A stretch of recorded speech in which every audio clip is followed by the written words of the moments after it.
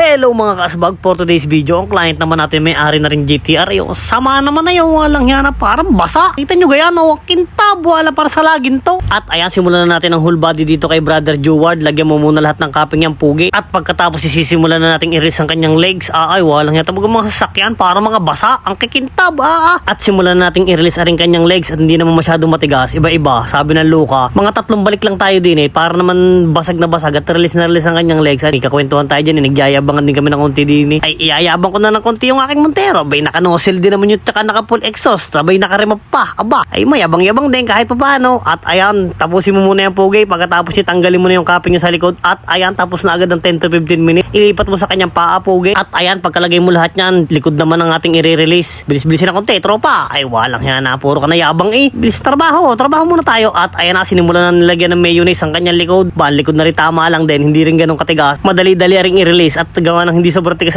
pinipicturean pa ng kanyang kapatid. Ayaw, yun na, pinagtitrip pa na. Para naman daw sunflower pag nandun sa ilalim. Ano yan? At ayan, sige, release muna ng asyang pugi. At ayun, tapos na agad ng 10 to 15 minutes. Ay, say paano. Salamat sa panonood. God bless.